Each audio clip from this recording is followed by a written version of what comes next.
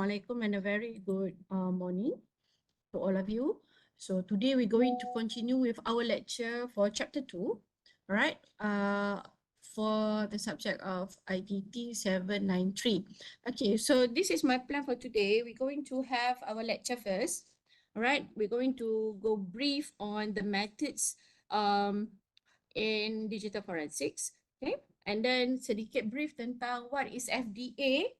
We're going to start with FDA. So FDA ni adalah forensic data analysis. Okay. After that, kita akan tengok methods yang ada di dalam FDA. And then after our lecture, we're going to do some group activities. Okay, saya akan pecah kepada group dan kita akan buat sedikit aktiviti. And then before we end our class, nanti kita akan brief juga tentang homework yang I akan bekalkan lah, since next week you guys tak mau kelas kan? Nak raya dah kan? Hidupan raya betul tak? Betul. Kan?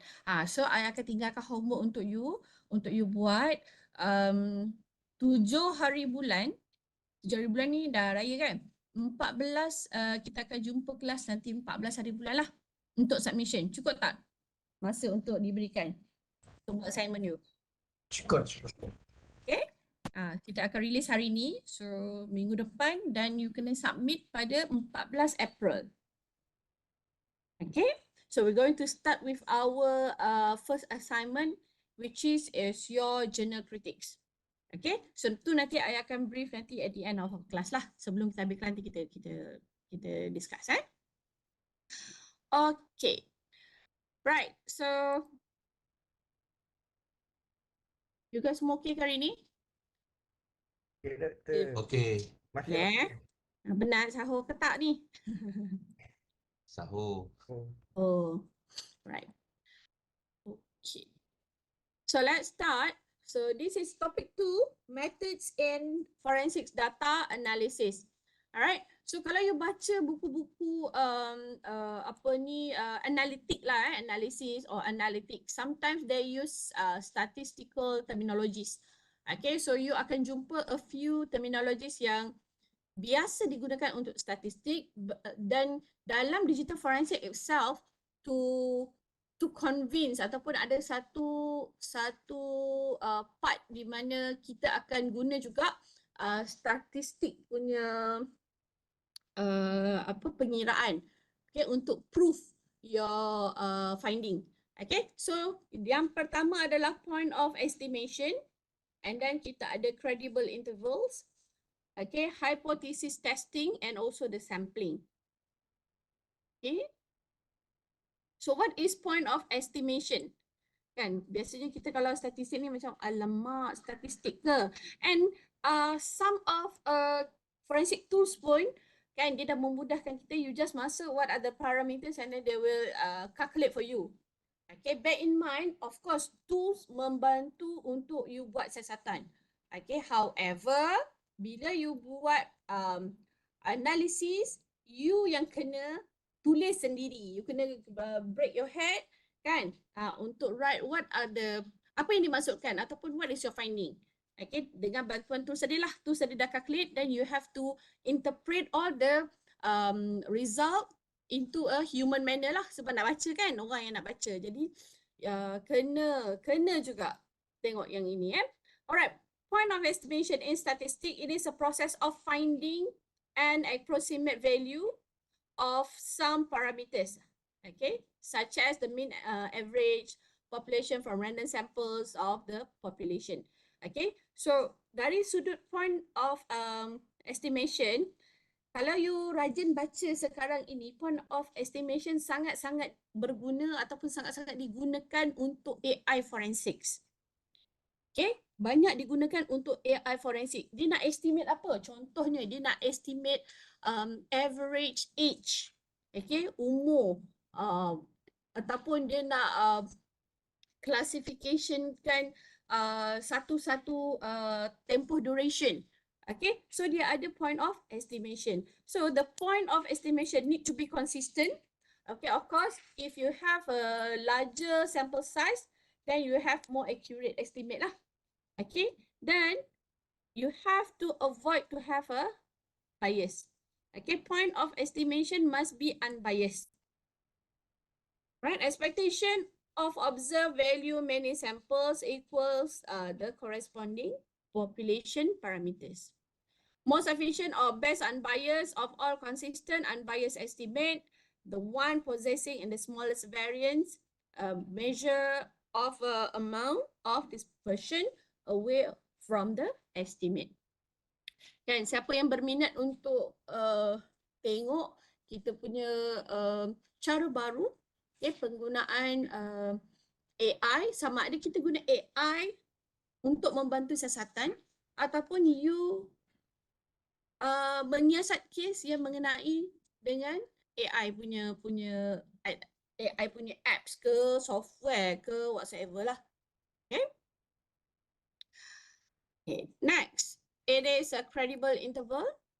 Okay, credible interval ni sometimes orang panggil juga as a probability interval. So interval ni adalah untuk check kita punya confidence. Okay, it is more on the validity and also the reliability lah. Okay, so but in the statistical manner. Okay. Next, hypothesis. So hypothesis ni dalam statistik pun ada, non-statistik pun ada. So hypothesis testing, sometimes called significant testing, alright, is an act in statistics whereby the analyst test assumption regarding the population parameters. Hypothesis ni senang nak cakap, kita punya jangkaan awal. Okay, you dah go through overall case study. What is your hypothesis? Okay, so kita akan bergerak mengikut hypothesis you lah. Okay, so hypothesis testing including stating the hypothesis, formulate analysis plan, analyze the sample data and also analyze the result. Boleh jadi tak jangkaan awal kita salah? Memang ada. Hypothesis is not kita kata 100% betul. Kadang-kadang bila kita run kita punya analisis, salah lah. Kan? Dia punya clue dia tu ataupun the next lead dia tu macam tak kena. Okay, you have to revert back, then create your own, create a new hypothesis. Okay? Dan kalau you ingat lagi flowchart yang kita bincang minggu lepas pun ada cerita tentang hypothesis. So what are the benefit to have a hypothesis testing? To allow researcher to determine whether the evidence support the hypothesis, helping to avoid false claim and conclusion. Hypothesis testing also provide a framework for non-decision making based on the data rather than the personal opinion or biases. So I rasa hypothesis ni mungkin you mudah faham lah sikit kan. Okay, cakap awal you. Okay, then we have a sampling. Okay, because we will deal with a large volume of data. So kita tidak akan tengok data tu satu persatu because dia akan ambil masa lah kan. So digital forensic may change from one scenario to another. Okay, however dia masih lagi melalui 4 core steps. Okay, collection, examination. Of course, we're going to start with identification first and then collection, examination, analysis and reporting.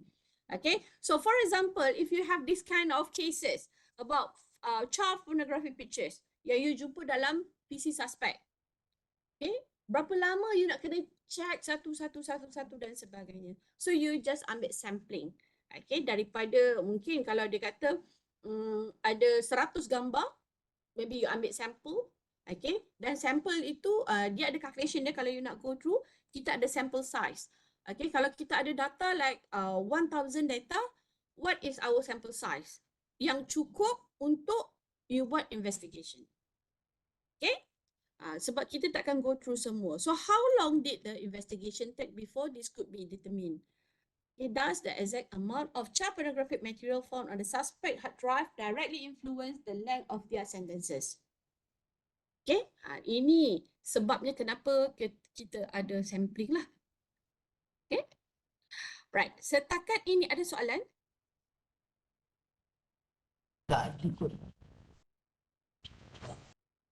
Doktor, Yes, saya soalan. okay. Tadi doktor mention yang kalau kita ada like 49.5k pornographic picture ni kan, kita ambil sample size kan. So in case macam kalau macam ni kita nak bawa ke court, macam mana kita nak determine yang mana picture yang worth it untuk kita bawa ke court? Sebab maybe just akan question kan, kenapa kita pilih picture ni, kenapa kita tak pilih picture lain. Okay. Justification lah kenapa kita pilih yang tu, kenapa kita pilih yang ni, macam tu lah kan. Betul. Satu, caranya you boleh tengok pada segi attributes. Contohnya, sebab dalam sampel biasanya kita akan, the best sampling method adalah secara random method. Kita ada untuk sampling kita ada banyak-banyak cara. Tapi untuk mengelakkan bias, kita buat random sampling. Kalau untuk case yang banyak macam ni lah kan, random sampling. Kalau you tak nak, you akan start random sampling. Tapi sebelum tu, sebelum you buat sampling, you akan tengok attributes untuk setiap data yang ada. Contohnya gambar tu tadi, dia ada last kita panggil apa ya? Allahu Akbar. Attributes untuk satu-satu file. Faham tak? Bila last access, deleted, ada permission ke whatsoever, bila tarikh dia, faham tak? So jadinya kita akan buat pemilihan itu mungkin the first picture collected yang you jumpa dekat dalam suspect ni pada tahun 2019 contohnya. Okay, daripada 2019 and the latest picture adalah pada tahun 2024. So it comes 49,000 tadi tu kan? 49,000 pictures dalam tu. Okay, you ambil first, you ambil last, and then yang tengah tu you ambil random sampling. Okay, faham doktor. Otherwise, kalau case tadi tu, dia disabit kesalahan sebab ada gambar, contoh gambar seorang budak perempuan yang bernama Aisyah, contoh. So dia nak cari berapa banyak gambar Aisyah dalam tu. Yang itu you kena buat sampling daripada gambar Aisyah tu, memang you kena cari dululah. How many gambar Aisyah yang ada dekat dalam dia punya drive tadi. Kalau dia macam generic, child pornography ada 49,000, you ambil yang first, you ambil yang last, you ambil random tengah. Boleh ke? Okay doktor, boleh. Kayaknya dia depends on tu jugalah. Betul. Dan sometimes bila you buat sampling, okay, sampling ni kalau you ambil direct daripada pool tadi dalam draft ni kan, you ambil dalam pool tadi, tapi rupanya ada data ataupun ada gambar yang corrupted yang tak boleh buka. Okay, ada gambar yang tak boleh buka. Sama ada you buat file carving, you cuba dapatkan juga, otherwise you pilih buat another sampling lah kalau tak cukup. Alright, so itu adalah sampling method. Kalau you banyak baca, dalam banyak sampling method ni ada banyak cara. Tapi untuk digital forensic, because we dealing with a vast amount of file ke, gambar ke, data ke, the best practice adalah menggunakan random sampling. Okay, the best adalah menggunakan random sampling. Okay, boleh? Ada soalan lain? Doktor, saya nak tanya. Apa kalau random sampling tu, is there any macam amount that need to be determined? Macam contoh 50% of the 49,000 ke to be determined as a sample. Dia ada satu method yang kita panggil determine the file size. Itu tadi saya cakap tu. Dia ada satu formula macam mana kita nak kira berapa banyak sampel yang kita perlu ambil untuk mengatakan it is sufficient untuk kita buat conclusion tentang this kind of investigation untuk case tadi tu. Cukup untuk kita present lah kan. Okay, yang itu you kena, ada buku dia sebenarnya. Dia memang ada satu spesifik cara untuk determine sample size. Macam tu. Okay. Kalau untuk kalau macam 49,000 dengan kes yang ada, tengok pula you punya forensic request apa yang dia nak, terpulalah. Okay, kita ada calculation dia. Yang tu kena kira sikit. Saya tak cover lah dalam ni macam mana nak kira. Tapi saya ada buku dia. Kalau you nak, okay. I boleh bagi. I boleh bagi. Cara untuk kita kira sample size.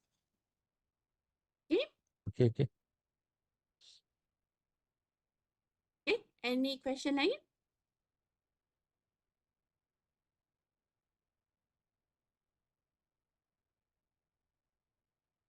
Okay, kalau tak ada kita boleh teruskan Boleh. Okay. Forensic data analysis, ini yang kita panggil sebagai FDA lah.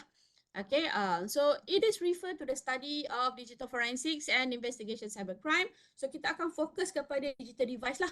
Okay, mobile devices, computer servers, okay, cloud storage, any external storage, anything that involve of analysis which data is transmitted, passing through the network ataupun yang disimpan lah. So kita ada 3 jenis data. Data in use, data at rest, data in transmit. Ada 3 jenis data lah kalau dalam digital. Okay, data in use maksudnya data yang sedang digunakan. Data in transmit, data yang sedang kita hantar. Dan juga data at rest, data yang kita simpan. Doktor. Ya. Doktor tengah menaik ke? Tengah apa? Menaik ke? Naik. Naik yang type tu, yang data in rest tu. Data in Okey. Saya ingat kat slide juga saya tak ada perubahan. tak. Ada ni. Okay, so kita ada 3 jenis data yang kita akan deal di dalam digital forensic tools kan, methods lah yang kita nak tengok. Okay, dan kita juga akan guna beberapa cara macam kita nak buat classification yang mana volatile data, mana yang non volatile, yang mana kita nak buat dulu, yang mana kita nak check dalam cache whatsoever lah. Alright, so ini adalah kita skill that required from all the investigator. Okay, bila you nak buat investigation, it's not just you memang power guna tools whatsoever, tetapi masa you handle at daripada mula investigation, kita nak pilih data mana yang perlu diproses dulu, yang mana perlu di-preserve dulu, yang itu you kena tengok in different cases lah kan. Kalau you deal dengan komputer yang stand alone, okay, tak ada masalah. Mungkin you boleh terus buat preservation. Tapi kalau you buat untuk live analysis, then macam mana cara? Okay?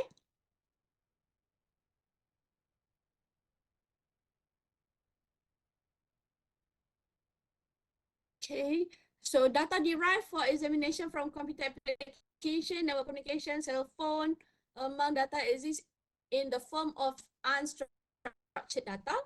So unstructured data is a no top level structure to confirm to and can be stochastic in nature. Okay, so investigator usually focus on the data derived from the physical devices, contohnya daripada hard drive, daripada memory stick kalau CD yang ada, whatever lah.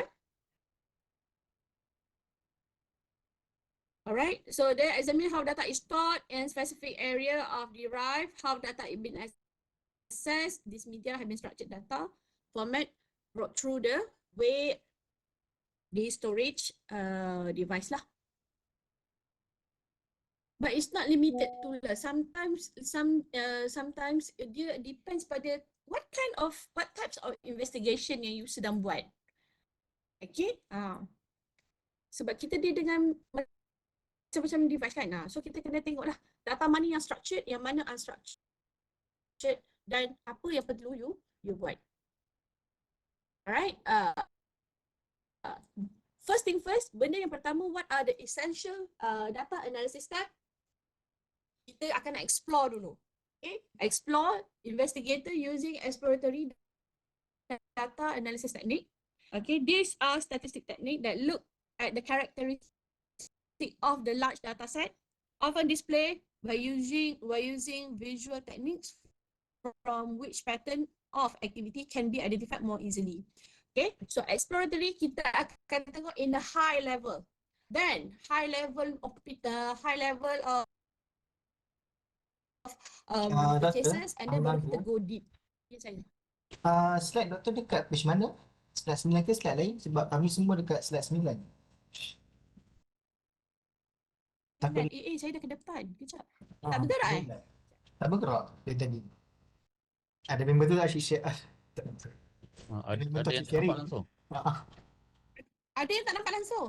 Ada yang betul dia asyik share content. Starting tu. Ada tak nampak. Okay. Yang ni nampak ke? Saya belum. Tak nampak lagi. Essential data step. Nampak tak? Ni baru kelihatan. Boleh nampak. Tadi 9. Okay. Saya bergerak ni, dia bergerak sekali tak? Sekarang dekat FDA. Tak ada. Tak bergerak. Essential data lagi. Boleh ke? Baru gerak. Gerak eh? Okey. Saya ni kat rumah mak ni.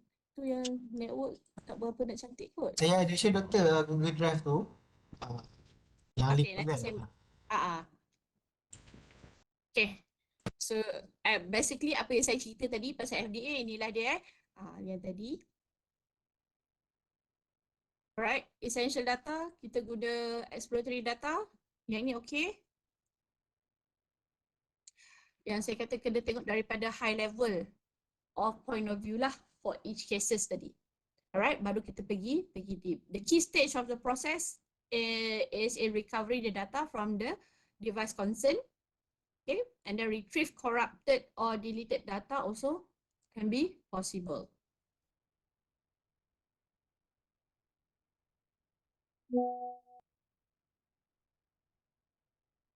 Okay, kat sinilah kita akan guna kita akan mula buat query, kita akan buat kita punya hypothesis, okay, using method of explorative data analysis. Okay, the idea behind is to stimulate who are the perpetrators and how their action may help them to achieve personal gain lah. Okay, so every pieces of data is analyzed, and if no evidence found, hypothesis is scrapped and you akan create a new one, then the process akan start all over again. Okay, so ini yang kita cerita pasal hypothesis tadi lah. Hypothesis ni pun kita akan buat berdasarkan jangkaan awal daripada sudut pandang overall point of view for this case. Okay, so you buat satu hypothesis dan you mulakan siasatan mengikut hypothesis yang you buat lah.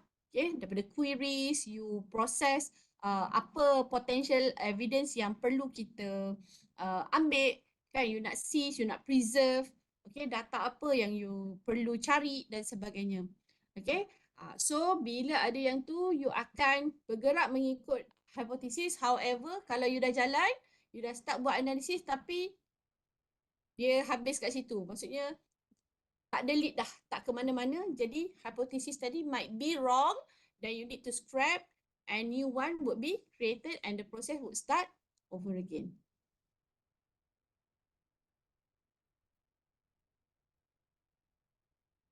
Okay, so kita akan menggunakan tools. There are so many tools out there, but bear in mind, walaupun banyak tools di luar sana, not all of the tools are admissible to the court. Maksudnya apa? Maksudnya apa?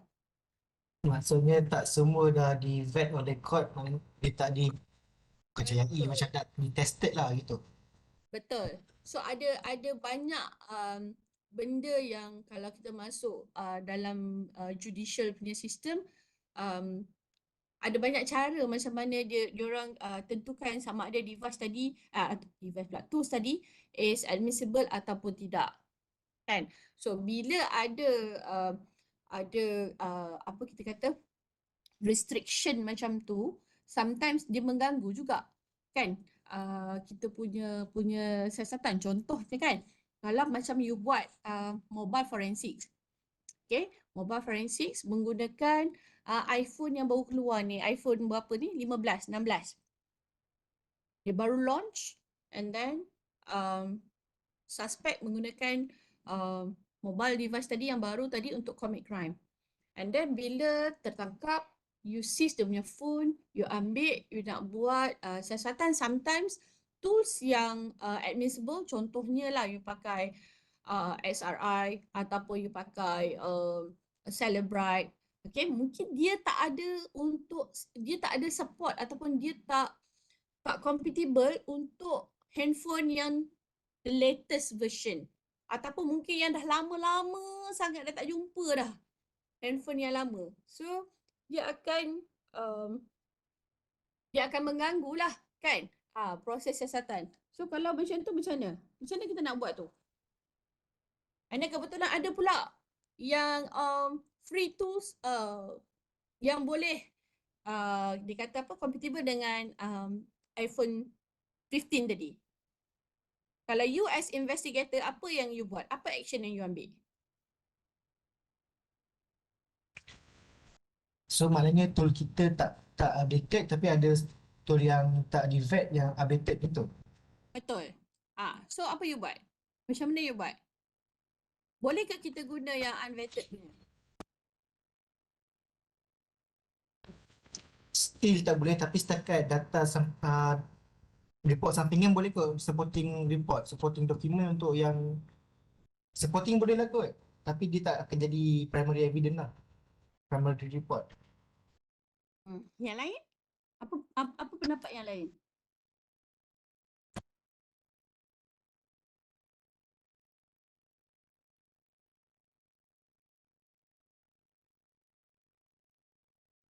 Rasa-rasanya macam mana?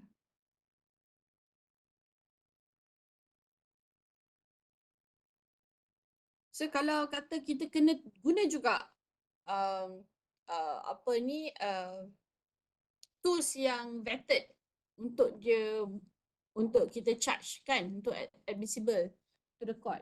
Mungkin dia nak update dia punya version tu lagi 6 bulan atau depan baru dah update version. So macam mana? Kena tunggu. So case tadi kita tak belakang dulu lah. Sampai updated dan baru boleh start balik. Is it? Buang masa je doktor. Betul. Minta tolong agensi lain yang ada the updated tool. Cross agency collaboration. Let's say lah, kita kata macam Celebrite. Semua orang dekat agensi lain pun ada Celebrite. Celebrite itulah rupanya tak update. Belum update lagi, tak ada untuk iPhone 15 tadi kan. So macam mana tu? Rasanya kita boleh declare je kan dekat mahkamah. Contoh maksudnya macam tools tu dia belum updated dan finding kita pun macam ada limited on the finding. Mungkin mahkamah boleh mempertimbangkan atau kes bawa ke depan. Kadang-kadang kalau kan kita ada banyak macam open source tool kan. Open source tool ni sangat bukanlah tidak dipercayai, walaupun dia power sangat, tapi dia punya credibility of the tools tu memang boleh faham tak? Itu isunya. Biasanya yang open source ni yang mengikut teknologi ni. Dia yang keluar dulu. Tools yang ada latest ni kebanyakan open source tool. Kan? Dia tidak macam mana, dia tidak di-vetted tu, tidak diterima oleh mahkamah tu sebab dia adalah open source. It can be edited of anyone. Kan? Kalau macam contoh tools-tools yang memang proprietary kan? Macam Encase, macam yang Exeom contohnya. Dia memang ada developer dia sendiri. Okay? Macam mana Tuan Adli? Tuan Adli buat pasal cryptocurrency kan? So latest juga. So kita punya tools yang ada dekat Malaysia ni memang boleh support lah untuk cryptocurrency. Untuk cryptocurrency kebanyakan semua tools-tools yang latest lah setakat ni, sebab lagipun player-player yang menyediakan tools ni cuma ada beberapa je dalam dunia ni. So kebanyakan apa yang kita pakai ni memang antara yang the latest one lah. Setakat ni tak ada lagi yang outdated.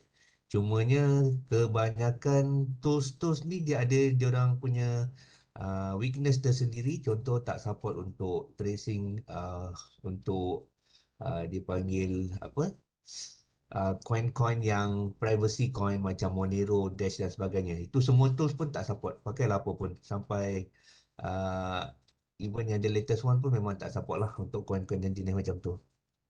Yang private coin lah. Kalau yang setakat public coin masih boleh digunakan lah kan. Yang lain tu semua boleh. Memang boleh lah. So kalau katalah ada kes yang menggunakan private coin tu, macam mana you buat? Macam mana kita nak buat? Kalau buatkan privacy, contoh macam kes-kes ransomware, kebanyakan memang hacker-hacker ni dia memang akan request menggunakan Monero lah. Tapi kalau katalah Monero tu datang daripada IO buat permohonan pada kita, kita akan inform benda yang sama lah. Yang Monero ni memang kita tak boleh buat tracing dan analisis. Even mana-mana agensi pun bila kita refer kepada FBI sekalipun, mereka pun tak boleh nak buat. So apa jadi dengan kes tu kalau macam tu? Kita akan tengok sumber-sumber yang lain lah. Contohnya kalau cryptocurrency tak akan jadi dia punya main evidence, mungkin kita akan tengok pada dia punya email dan sebagainya. Kita cari data-data yang lain.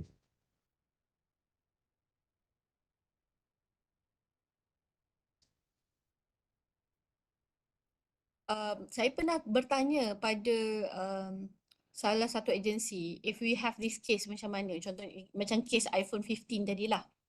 Okay, kalau kata contoh macam Celebrite tadi, dia kata dia akan update dia punya software tu dalam masa 6 bulan, so that baru boleh accommodate untuk iPhone 15 tadi. Then the case tadi memang kena tunggu lagi 6 bulan baru boleh jalan. Oh. Kalau macam Zul cakap tadi, kita ambil lah mana-mana tools yang ada untuk kita buat, tapi dia tak jadi main evidence. Yang itu betul. Cumanya, you memang tak boleh masuk pun tools tu dekat dalam you punya report. You tak boleh tulis langsung. Dia boleh jadi macam you punya panduan lah, guideline kan. Kalau you pakai latest ni, dia akan dapat result macam ni. Tapi however benda untuk kes tadi dibawa ke mahkamah, you memang kena guna vetted punya tools. Sebab kita akan, bila masuk dalam court, yang akan berhujah, yang akan berdebat adalah lawyer. So kita kena elakkan daripada kita keluarkan findings yang boleh di-argue. Dan result tadi tu boleh kita kata boleh dicabar lah. Dia punya integrity, siapa developer dia, whatsoever. Semua tu akan didetailkan. So kalau katalah lawyer tu celik IT kan, dan dia ada banyak, mungkin dia banyak experience ke apa ke. So dia akan tengok ni, kenapa you pakai tools ini as a supported. So to be safe, whatever tools yang tak vetted tadi tapi you nak guna untuk bantu buat siasatan, do not put in your report. Jangan letak langsung. Gunakan for your eyes only, macam tu. Doktor, saya nak tanya boleh tak? Contoh macam kalau court of law kan, so diorang punya law rules dengan law semua ni kan based on like previous cases kan. So contoh macam Martin versus bla bla bla kan previous cases punya kan. So contoh macam kalau isu macam ni, boleh ke kalau kita ambil open source, but that open source tu kita strengthen kita punya justification dengan kita tengok research yang orang dah buat sebelum ni. So dari situ kita boleh increasekan kita punya confidence interval kita. Boleh ke macam tu? Itulah. Untuk jawab soalan you tu, you nak pakai research paper yang membuktikan research tadi, tools tadi tu boleh digunakan lah kan. Maksudnya dia punya result dia tu untuk previous case diguna pakai. Maksud you macam tu kan? Betul. I tak sure, tapi mungkin sebelum you hantar report tu, kita mungkin boleh tanya lah dia punya pendapat tu. Boleh tak kalau kita guna cara tu? I'm not sure. Yang ini saya memang tak sure. Sebab dia yang menerima kes tadi tu adalah judicial tau. Kita dekat bahagian teknikal. So macam mana dia nak terima even proses vetted untuk tools pun tak berapa bukan tak berapa jelas. Kita pun tak berapa sure macam mana satu-satu tools tu boleh diterima. Wah, ataupun kalau you all tahu, mungkin boleh share dengan saya. Contohnya kan macam FTK. Kenapa FTK Sebab macam boleh guna? Adakah sebab dia diguna pakai oleh satu dunia, faham tak? Kan biasanya kan kes-kes macam tu kan menggunakan tools yang memang common lah kan, tools-tools yang common. So kalau ada macam Hairi tanya tadi tu, Martin versus apa, sebab dia dah ada kes sebelum ni nak proof kan, boleh tak nak guna cara tu. That one saya tak sure. Ke you all tahu macam mana? sebab macam kalau saya cakap out of scope sikit lah, kalau macam dalam world of forensic science, so macam kalau ada bunuh ke apa, contoh macam dia orang jumpa like body dalam bag ke apa kan. So sebelum ni kan tak ada case dalam body dalam bag kan. So benda tu dia orang akan based on research. So benda tu dia orang boleh bawa ke court. So saya tak sure untuk digital forensik punya perspektif. Mungkin boleh kot. Ataupun tengok kes yang pernah jadi di luar lah. Macam mana diorang handle that case kan?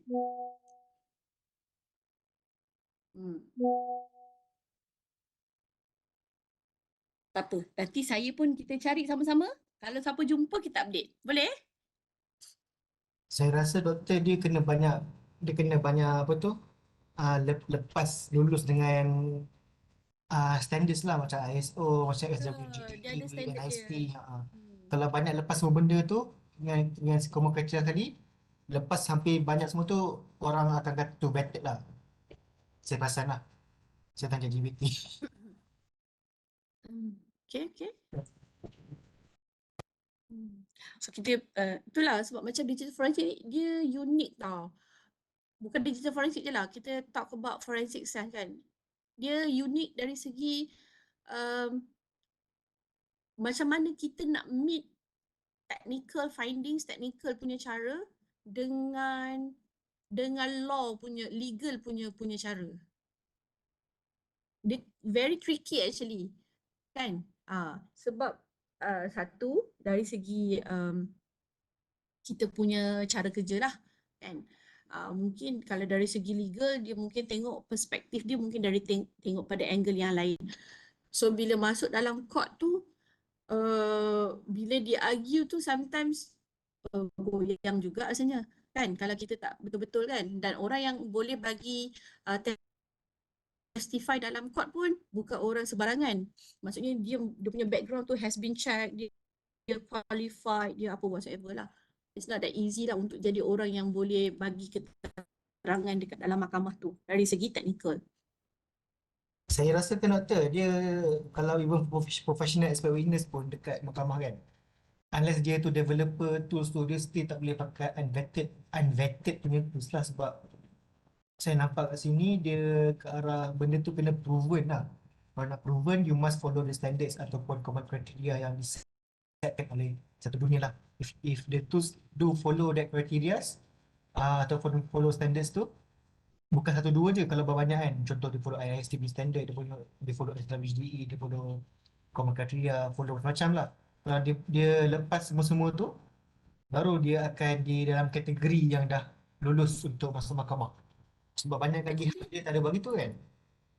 Actually benda penggunaan tools ni pun sangat challenging tau. Macam tadi lah bila kita ada kes-kes yang macam yang latest kan, tapi tak ada support tools. Itu yang menyebabkan macam investigator yang pernah saya tanya tu, satu agensi tu dia kata kalau celebrate kata lagi 6 bulan, okay kita buatlah lagi 6 bulan. Macam tu. Kita buatlah kes lain dulu gitu. Sementara nak tunggu. Kan? Kalau guna vetted punya tools tu memang tak ada banyak tanya lah sebab it's been being proof kan. Okay? Right. Kita bercerita pasal tools tadi ni. Kenapa forensik menggunakan tools? Sebab kita nak mempercepatkan proses investigation supaya dia jadi lebih accurate kan. So dia boleh improve the system, process security and also the compliance. Okay, so adoption, proactive approach, ongoing data analysis can offer improved corporate risk assessment, okay, speed of fraud detection for better training and awareness, okay, increased chances of detecting fraud and risk area in a large data set, more responsive to fraud investigation, okay, internal corrective activity, okay, become a part of overall improvement process, meeting compliance and also regulatory expectation. Okay.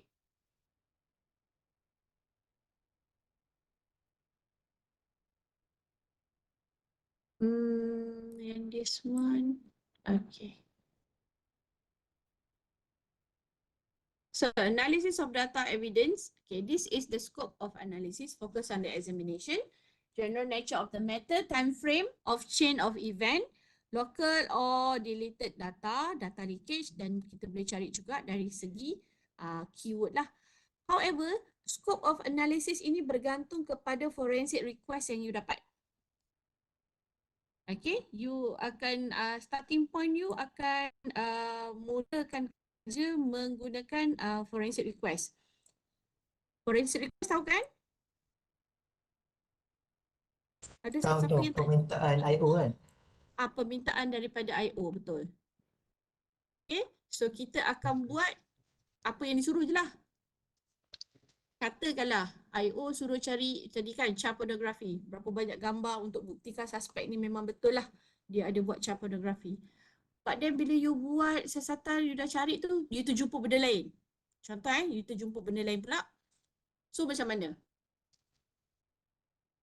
Yang tu kita boleh sembang dengan IO sama ada dia nak proceed ke tak. Yang ni saya tahu lah kan.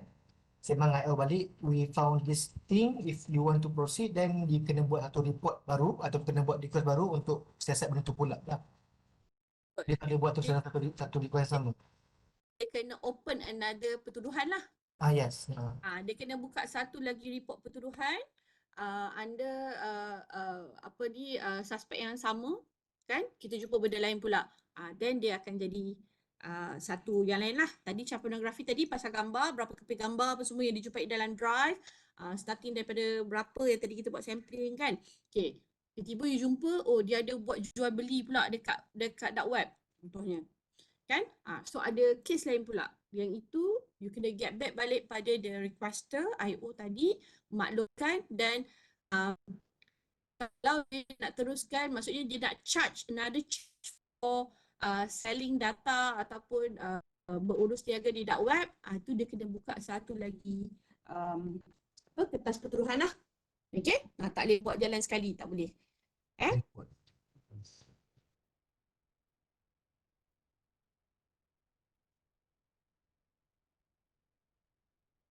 Right, analysis must be accurate, repeatable and defensible. Okay, accurate kita faham. Result you kena betul-betul lah kan? Mesti tepat. Right? Macam mana kita nak ambil result yang accurate? Setiap ataupun investigation yang you buat, bila you run menggunakan tools, you kena run lebih daripada 3 kali. Okay? Ataupun you boleh guna different tools yang result dia mesti menjurus ke arah yang sama. Okay? So that one you can prove that your result is accurate. And then repeatable. What do you mean by repeatable? Why analysis must be repeatable? Siapa tahu? Dr. Slide dekat muka apa sekarang? 18? Tak bergerak lagi ke? Okay, baru gerak. Bosan gerak. Yang accurate, repeatable and defensible. Boleh nampak? Okay, nampak. Okay. My question is, why analysis must be repeatable? Siapa ada idea? Dia dalam forensic of science is something is repeatable, that means it is usually accurate lah. Maksudnya, kalau kita buat macam ni, kita jumpa macam ni, orang investigator lain pun dia akan buat cara sama, dia akan jumpa bersama lah. So maknanya benda tu proven and tak boleh dinafikan lah. Dia punya truth dia tu. Betul tak? Sometimes, apa kita punya SOP, cara kerja kita boleh di-audit. I mean like, okay, agency A, dia buat investigation on that drive, dia jumpa yang macam ni. Right? So kita nak proof, bukan nak proof. Kita nak macam mana? Ada auditor, dia bagi pula kes yang sama dekat agensi yang kedua. Cuba you buat, dapat ke tidak? Result yang sama macam agensi A. Okay, it can be auditable. Okay, dan juga dia boleh boleh kita kata dia punya, bukan nak kata integrity, macam nak cakap repeatable, maksudnya kita boleh guna berulang-ulang lah.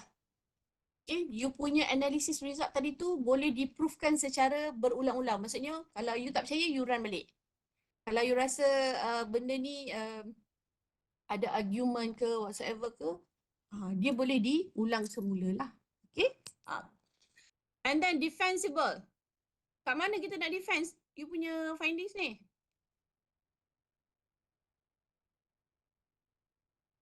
Dekat court. Dekat court lah, of course. Okay, how? How to be defensible? Macam mana? Macam mana you nak defend? Macam mana you nak defend you punya findings? By the facts yang chain of custody, semua tu, cara kita buat investigation, kita follow prosedur, maknanya dia tak boleh nak attack lah. Your finding Findings must be kita. Your finding must be justifiable. Boleh justify dengan baik, dan kalau you boleh prove dengan SOP yang disediakan, macam you memang mengikut SOP yang telah ditetapkan, you guna tools yang vetted, kan? So benda-benda tu menyebabkan you punya findings tadi tu convincing dan boleh dipercayai lah, kan? Itu yang penting lah. Okay?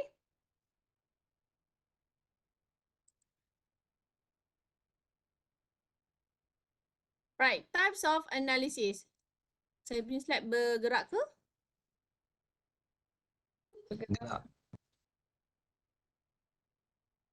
Gerak Alright. So types of analysis, yang ni pun mungkin ada certain types ni yang I rasa you guys pun dah tahu kot, pernah dengar dan sebagainya. Okay, the first one is static analysis, and then we have live analysis, okay, link analysis, and then kita ada timeline analysis dan juga dynamic analysis. Okay, so kita go through satu-satu. I rasa kebanyakan ni mungkin you dah tahu kot. Macam static analysis, kan? Static analysis ni apa? Static analysis ni traditional way lah. Okay, you shut off PC and then you ambil dia punya hard drive and then you buatlah you punya image dan sebagainya. Okay, after taking memory dump and shutting down the system. So kalau live analysis ni, you perform analysis on the running system. Okay, on the running system. So macam mana? Apa do and don'ts yang perlu you buat masa live analysis? Apa yang kita boleh buat? Apa yang kita tak boleh buat? Right? Link analysis, it is a technique used to examine connection between any types of object, nodes, people, transaction, and organisation. So kalau you tengok dalam movie biasanya dia ada satu banyak pin tu kan, dia sambungkan tali tu, yang ni link kepada mana, dia ni pergi ke mana dan sebagainya lah. That one is link analysis. And then we have timeline analysis, yang ini untuk kita letakkan kita nak letak kita punya kronologi, kita nak susun balik macam mana kes tadi berlaku. Pukul berapa dia mula, pukul berapa yang berakhir dan sebagainya. So itu adalah timeline analysis. And then we do have a dynamic analysis, and this is focus on malware analysis. Okay, which is kita akan execute di dalam control environment, dalam sandbox. Okay, sebab apa? Kenapa kena run dalam sandbox? So kita nak observe lah kan dia punya behavior, so dia tak adalah contaminate kepada tempat lain. Okay. Right, static analysis. So this is a traditional approach in digital forensics. Right, what most widely used establish procedure and define legal validity of evidence collected. Okay, valid copy of all storage media of halted system is made. So ada tools, memang banyaklah tools yang sedia ada yang memang kita boleh buatlah untuk static analysis. Okay, static analysis, different kind of software and hardware tools are used for memory dump. Okay, you nak dumping all the memories. And sorting evidentiary data for analysis and presentation purposes. Ada tu siap boleh keluarkan report lagi. Kan, tools dia. Right, focus on examining the duplicate call copy of these to take out memory content.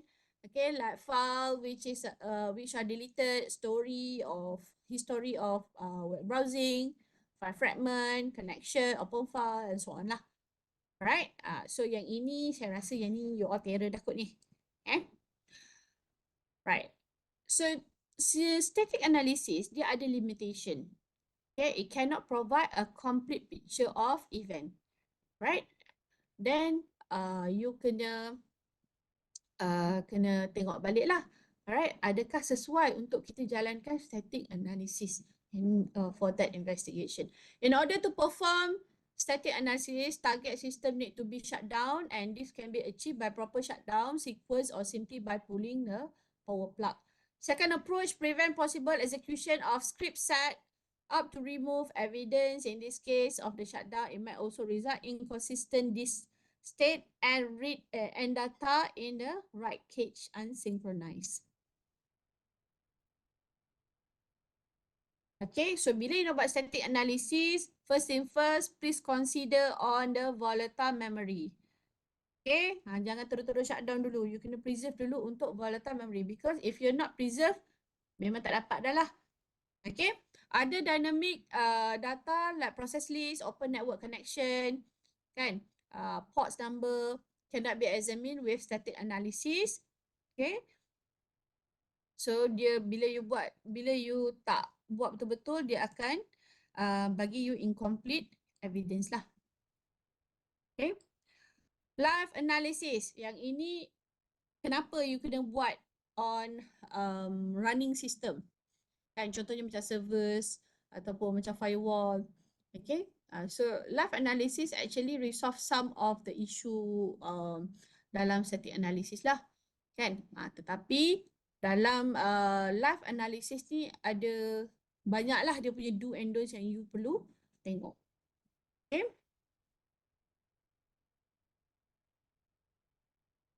Okay, bila you buat live analysis, it may cause irreversible changes of investigated data as evidence is collected when system is running.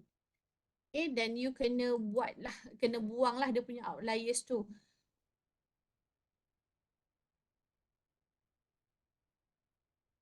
Okay, information is gathered, analyzed, and report are generated while compromised system remains functional.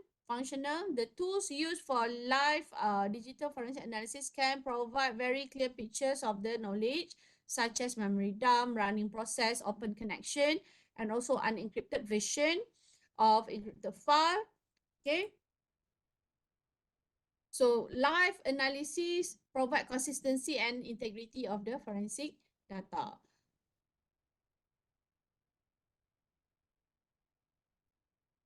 Okay. Tapi dalam live analysis ni pun ada isu-isunya lah.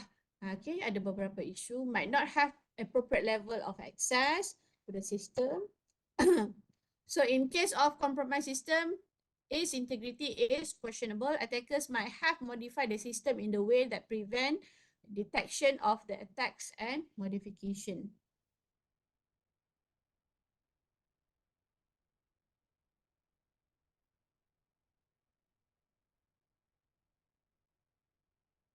Okay, apa contoh link analysis?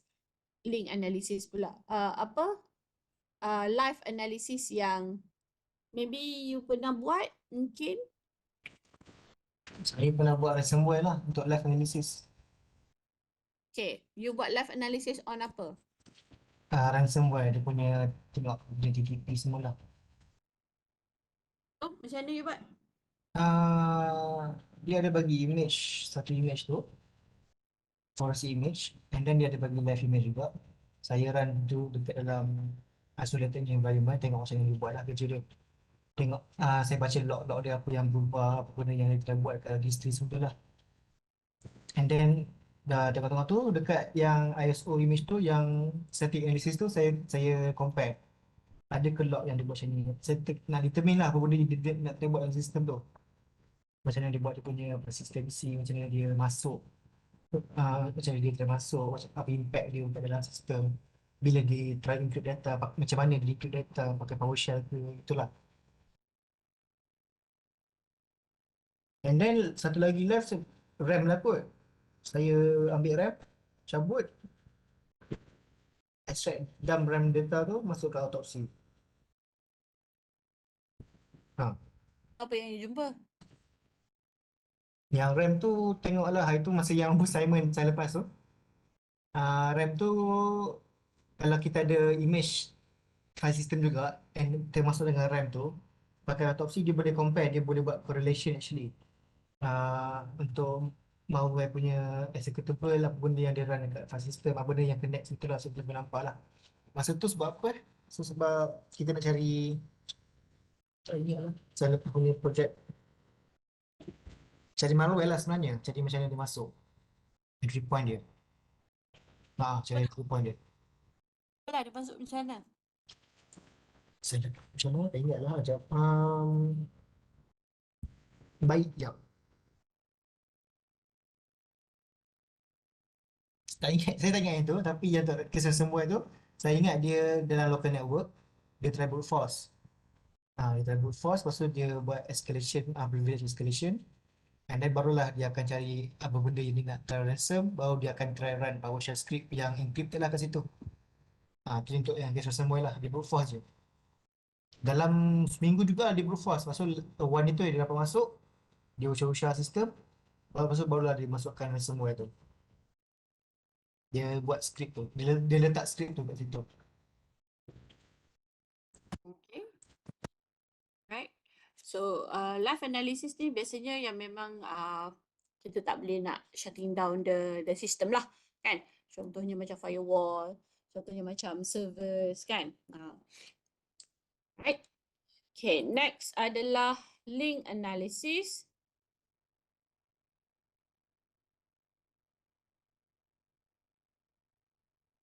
So link analysis determining the relation or connection between the network nodes or user, mainly used in investigation to track criminal activities, help examiners to create the visual representation of communication between people involved in the crime. The complexity of link analysis depends on the numbers, okay, of link existing in the communication. Criminal investigation helps examiner to conclude quickly. Okay, so kat sini ada contoh, nanti you boleh tengok. Okay, for example, helps to analyze a huge set of email data. It help of link analysis. Investigator try to find out the relationship between different senders and receivers in the scenario.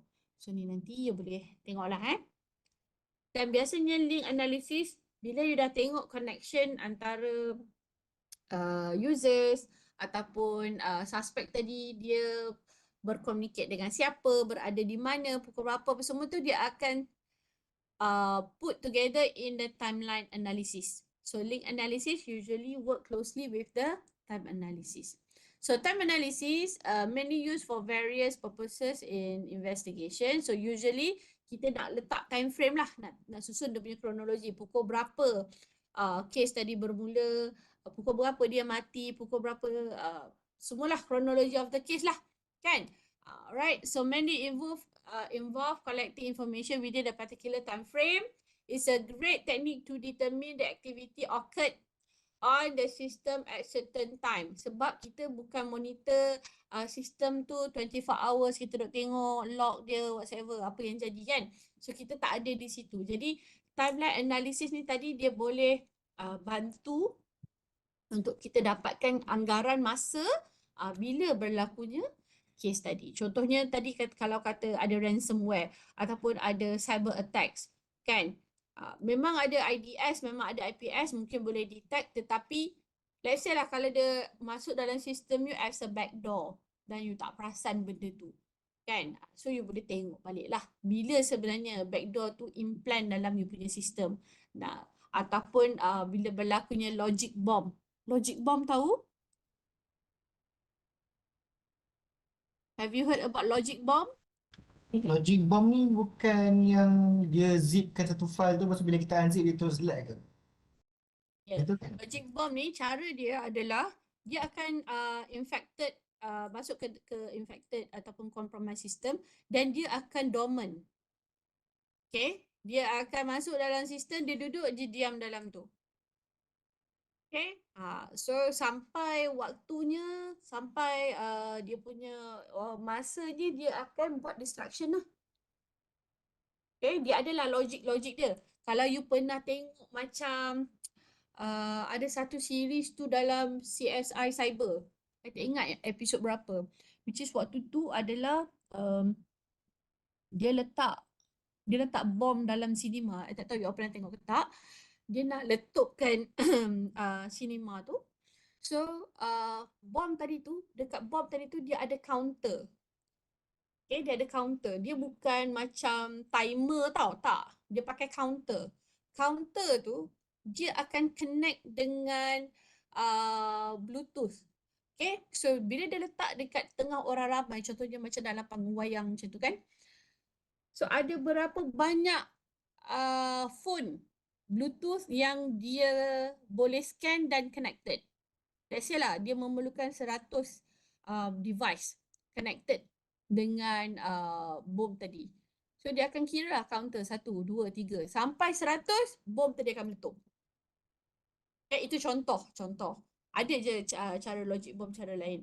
Okay, secara logical pun ada dan sebagainya. Okay, so dia pakai counter dengan penggunaan Bluetooth untuk trigger the bomb lah. Okay. Right. Untuk time analysis ni tadi, okay, it helps to make interference very fast and easy manner. Timeline modeling, model provide different view of data accordingly. Analysts can easily find out when particular event or transaction happen. Also help to figure out the other event which took place during the same time interval along their connection to another. Okay, so kita boleh tarik timestamp lah. Okay, kita nak tengok bila contohnya dalam log dan sebagainya kan. Kita nak check. Useful for variety investigation type and often used to answer question about when computer is used or what event occur before or after a given event. Right, so it going to pull the timestamp info. Right, ada kalau you guna autopsy, boleh nampak macam ni lah contoh. Okay, so ini transaction ataupun ni first bar chart answer question about how much data occurred in each time frame. Right, so kat sini tak ada yang detail about general sajalah.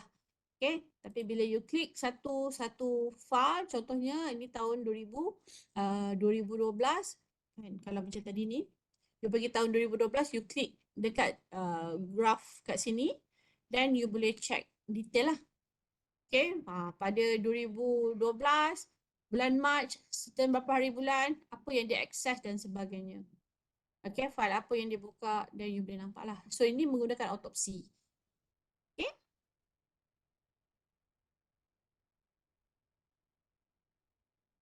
Okay. Next adalah dynamic analysis. So dynamic analysis yang tadi ni kita cerita pasal lebih kepada to investigate a software on the running system lah, dan kebiasaannya kita akan check on malware lah.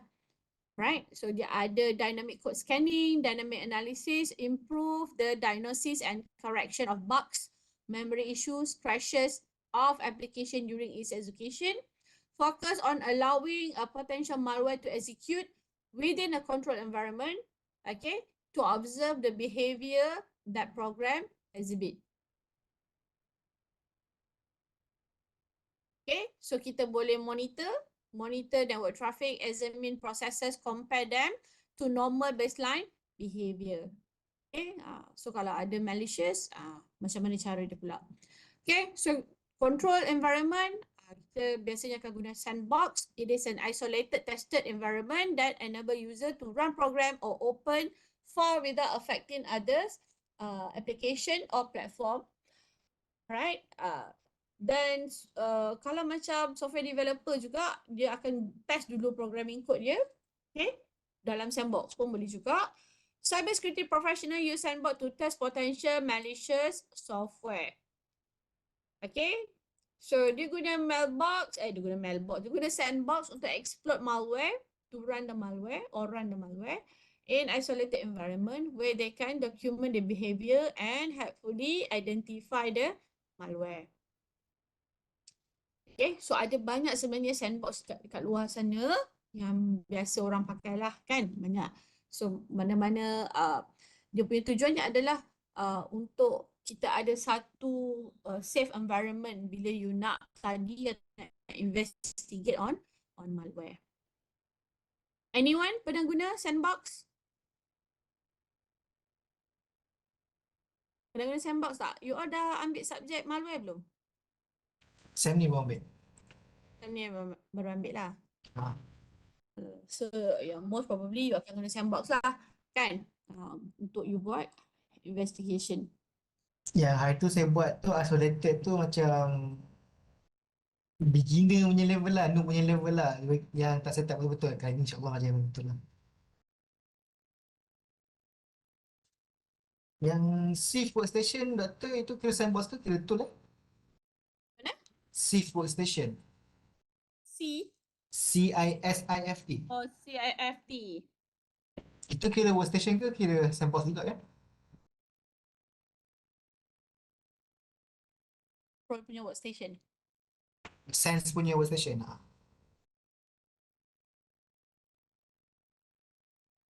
Okay. So this is what happened with or without sandbox. Bagi gambar sikit je. Then at the end of the sandboxing phase, report is generated that detail everything identified regarding operation of the malware. So detail malicious and suspicious indicators, screenshot of malware running, network traffic analysis and so on. Okay. It can be significantly help investigators analyze behavior and provide additional guidance toward further route of investigation.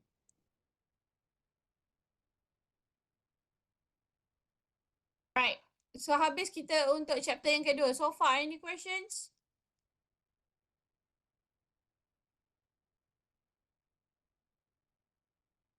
Ada soalan? Tak ada, Doktor. Boleh faham ke? Ke saya laju sangat ke macam mana? So far tu. Sebab so far okay lah, betul lagging sikit kan. Ambil lagging kan.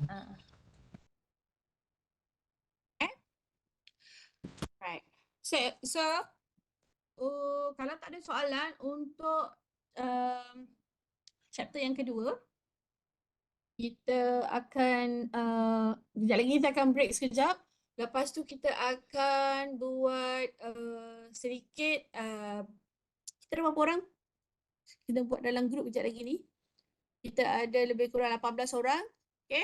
So nanti kita akan pecahkan mengikut kumpulan. Saya nak minta you guys untuk cari, okay, untuk cari satu case, satu digital forensic case, tak kisah network forensic case ke, email forensic ke, tak kisah, apa-apa case yang melibatkan digital forensics. And then I nak you brief on the case of course, and then what are the potential evidence that you can get from the case, and then apa contoh ataupun apa analisis yang dibuat untuk that case. Faham tak? Macam mana analisis tadi tu boleh bantu siasatan. Clear ke? Boleh ke? So kita akan pecah kumpulan. Satu kumpulan, berapa orang kita ada 18 kan? Okay. 1 kumpulan 3 orang boleh? Boleh Doktor? Boleh. Okay. So a group of 3 orang. Okay. Cari kawan. And then I nak you cari satu contoh case dan apa potential evidence dalam case tadi. Okay. And then what types of analysis yang dibuat untuk case tadi. And then how the case help the investigation. How the analysis help the investigation. Itu yang method, yang key point yang saya nak tengok tadi. What types of analysis and then how the analysis help the investigation. Doktor cari artikel ke cari kes yang kita pernah buat boleh ke? Boleh? Kes yang kita pernah buat sendiri. Boleh? Oh, tak semestinya artikel lah. Tak semestinya artikel. Kalau siapa yang mungkin tak pernah experience lagi, you cari based on artikel lah. Kan? Saya tulis detail dulu dekat chat. Sekejap lagi boleh tengok. Yes.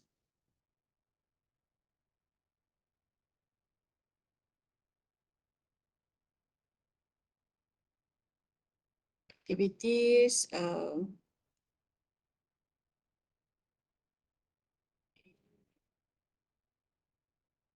So kita akan break dulu 5 minit boleh? Boleh Doktor. Nak suruh minum air tak dia minum air. Kan? Kita break sekejap. Then kita akan sambung. Boleh eh? Sekejap Doktor. Nak present tu macam mana? Cakap saja ke kena buat slide ke apa? It's up to you nak cakap saja, kalau nak ada slide ke, tak kisah. Tak kisah. Because kita just quick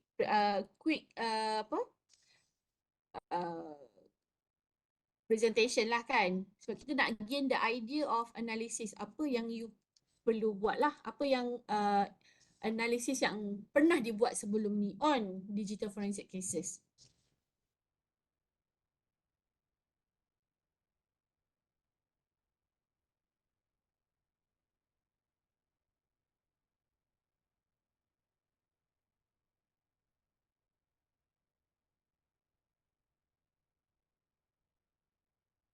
Critique that journal. Okay, critique means you kena set satu je dalam kepala. Tak semua research paper yang ada di luar sana tu betul. Macam tu.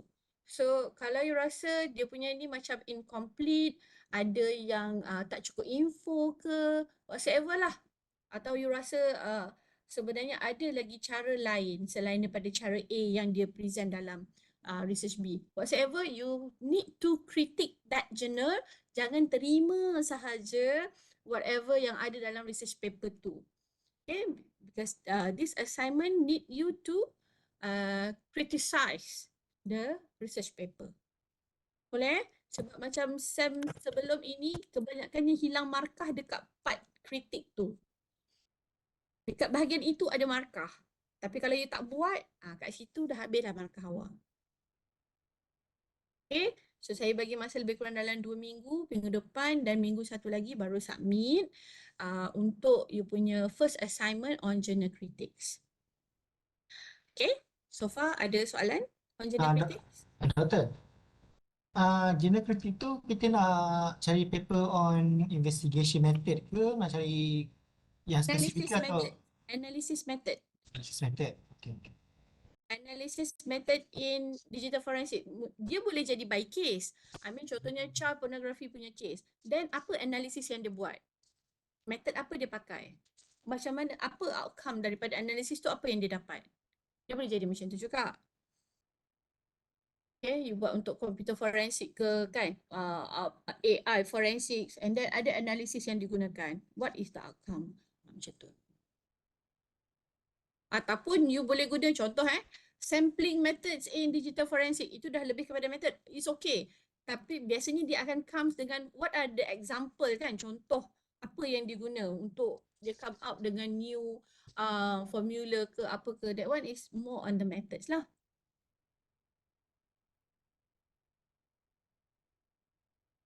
Okay, boleh ke? Faham tak ni? Berapa paper dah? Satu ke dua? Ketiga? Satu saja. Satu ke dua. Okay. Satu saja. Format report tu dalam format macam mana? Format IEEE ke atau format tak kisah? Tak kisah.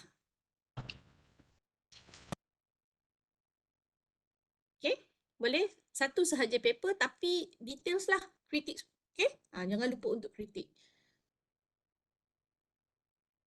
Okay, kalau tak ada soalan, saya assume everyone okay with that info. So, kita boleh mulakan sharing session kita yang pertama. Alamak, saya tak screenshot pula. Siapa tadi dalam grup yang pertama tadi?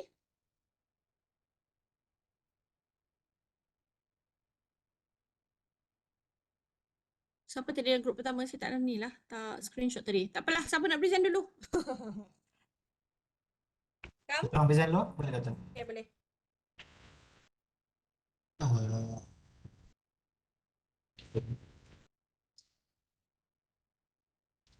Nampak tak? Nampak? Nampak. Nampak. Alamak, saya nak cakap ni. Silakan Tuan Rino, Tuan Lee ke? Ibu Dewan. Okay, saya mula dulu lah. Bismillahirrahmanirrahim. Assalamualaikum warahmatullahi wabarakatuh. So untuk for this group presentation ni kami 3 orang, Zura Kumar, Dato' Adli dan saya. So untuk case ni kita pilih satu case yang actually agak lama jugalah. Case pembunuhan bersiri BTK killer Dennis Rader. Next. Sedikit fakta mengenai kes ni. Dennis Rader ni also known as the BTK killer, born in 1945. Dia serial killer aktif during 1970 to 1990s lah. So dia BTK tu stands for dia punya method of killing lah. Dia bind, torture and kill. Dia ikat, dia seksa dan juga dia sebelum dia bunuh lah dia punya mangsa-mangsa dia. And he took 10 innocent lives during his reign of terror in the area of Wichita, Kansas. Next. Okay, Zul nak sambung? Saya sambung untuk fakta kes ni. The investigation of the murder victims of the BTK killer started on January 15, 1974. Dah lama, hampir 50 tahun lepas lah ni. Where 4 members of the Otero family was murdered. Maknanya 4 orang ahli keluarga Otero telah dibunuh. The BTK killer would reenact the murder and take picture as a souvenir or memoir. Maksudnya pembunuh ni dia seorang yang sadis lah. Dia akan melakukan pembunuhan, dia akan torture. Lepas tu apa yang pelik ni, dia akan ambil gambar-gambar yang semua penyiksaan yang dia buat ni. So benda-benda ni lah yang menjadi bahan bukti semasa beliau ditangkap. Alright, Zul, next. Okay. So BTK killer would send dia first, dia punya MO lah. Bukan MO lah, dia lepas dia dah berjaya membunuh Otero family tu, he would send intimidating letters to authorities mocking them as how he has evaded capture all the time. On 19 January would be his final active killing spree before dia senyap lah. Lepas tu dah senyap tu, tiba-tiba in 2004 dia was revived lah, sending more threats to the authorities and public media to show that he was very much alive and free, ready to kill again. Lepas tu, lepas tahun tu, on January 25th, a postcard was received by a TV station that contains a question by BTK. The question was whether or not it was safe to communicate with the authorities via a computer floppy disk without it being traced. Furthermore, he said to run a newspaper ad saying, "Rex, it will be okay if it is safe." So maknanya masa dia ada hantar postcard dekat satu TV station tu, dia nak tanya TV station tu, selamat tak kalau hard disk tu yang lama tu selamat tak kita nak communicate dengan authority tanpa dia dapat trace balik lah. Dia macam dah berbelagak ni. So TV station tu pun dia macam nak memperdayakan BTK killer ni. So dia katalah dia run lah ad tu yang ni, it will be okay. And it was run and on February 16, 2005. and a floppy disk was received by the authorities and analyzed by Randy Stone, dubbed as CyberCop. He found that there was a hidden metadata that revealed where the disk was used. It led them to Christ Lutheran Church, used by its president, Dennis Rader. Dennis Rader was then captured at his home on February 25th, 2005. So maknanya, we can see that here, yang Randy Stone ni dapat hard disk tu, dapat floppy disk tu, dia buat static analysis lah. Dia buat static analysis, dia buka hard disk tu pakai tools apa yang dulu masa ada dulu lah. And then dia dapat jumpa metadata. Most probably yang saya boleh sermas kat sini last access data lah, last access user semua lah, macam kita buat forensik kita akan dapat jumpa OS information kan. Last access kat bila, siapa username dia kan. Dulu, orang dulu dia pakai username nama betul. Senang lah. So metadata tu dia set bagi location sekali, location, geolocation, mana guna. It led them to kat ni lah, church ni. Ini asalnya gambar lah, gambar floppy disk tu yang dihantar ke TV station. So macam mana this investigation help apa tu, sorry, macam mana this evidence help the investigation is literally dia jumpa location. So by forensic investigation, digital forensic investigation, we can help the investigation by giving them crucial clue to where attacker tu ada. Sebab before kita dapat yang before diorang dapat hard disk ni, diorang clueless lah. Gambar, dia kasih gambar tak ada metadata yang tadi ni kan. Dia pun belagak kan, sebab dia selamat. Tapi bila dia cuai sekejap, dia dapat terus balik. Itulah from kami. Is there any question from you guys?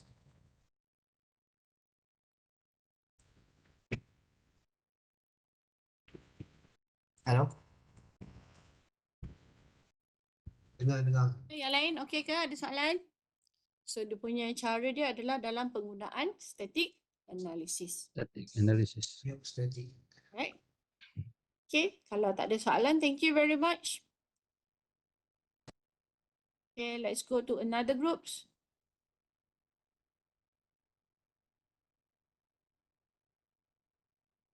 Group yang seterusnya.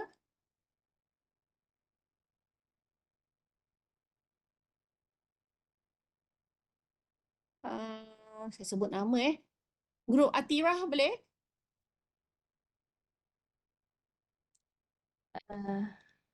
Kejap doktor.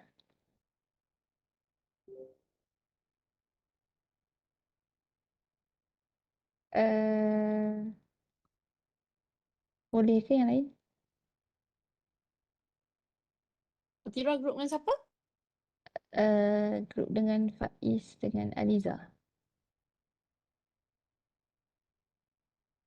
Okay, proceed. Okay.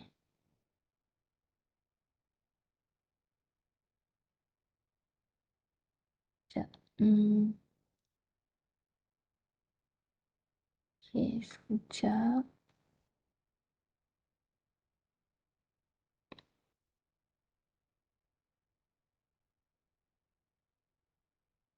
Okay, boleh nampak ke? Boleh? Boleh. Boleh. Alright.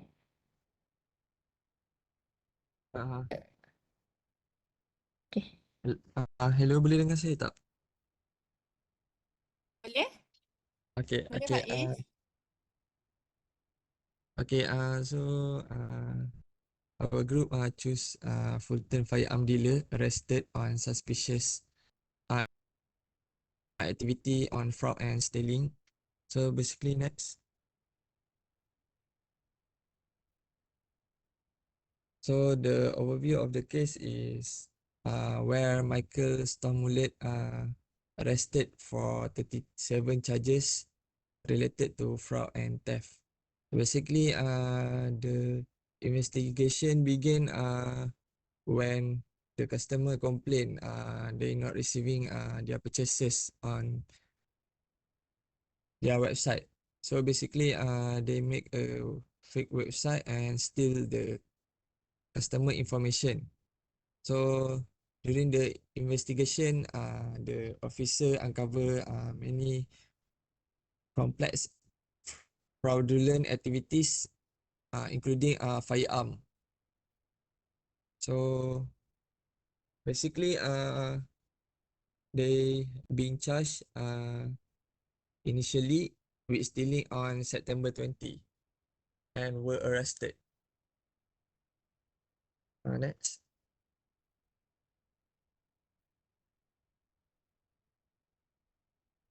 So basically, the element during the investigation where the sheriff uncover the disturbing pattern of the identity theft and financial fraud. So the victim, including family members, previous customer and friends, also being stolen to make open credit line and establish their businesses. So basically, Mulet now in the custody at the Galway Country Jail without the possibility of posting bail. Okay, next. Next is the tools and methods. So firstly is by using the law enforcement authorities, where the Galloway County Sheriff Office is the authorities. Next is by using web browsing analysis, where it analyzes the web browsing history for the relevant information. And then thirdly is the financial record analysis, where it will examine all the financial document, the spreadsheets, and also the accounting softwares that is used for irregularities. And then from the investigation, it is seen that the victims has reported an undelivered purchases, which is making it prompting an investigation. And then the digital evidence that is likely that is revealing the evidence of the identity theft, financial fraud, and also the unauthorized credit and debit usage. So as the investigation continues, the person was charged with forgery, identity theft, and also it highlights the importance of digital forensic in detecting fraud. Next. Okay, so type of analysis that might be used in this case is data collection and preservation, financial records examination, and mobile device forensic. So from here, from data collection and preservation, they must be seizing hard drives or laptops or any phones and tablets to check like here lah. So for network devices, it this one I'm not sure whether it uses or not, but yeah. The second one is financial records examination. So on this case, the authorities must analyze the financial transaction, uh, credit card records, and bank statements to detect the irregularities, unauthorized transfers, and suspicious payments. So third is mobile device forensics. So from the phones or devices that has been collected and preserved, they extract the data, call logs, messages, and app usage, and recover any deleted content. So how it helps with the investigation? So by collecting the electronic evidence, it ensures the critical data is secured and preserved. So it prevents any tampering or loss of evidence and allowing investigators to analyze the original state of digital artifact. So next is financial record examination. So by analyzing the irregularities,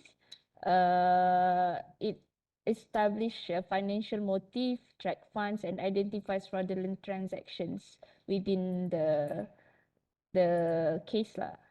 And lastly, mobile device forensic. So by extracting data from smartphones, it will reveal all the call logs, messages, and app usages. So for the deleted content, after recovers, so we can see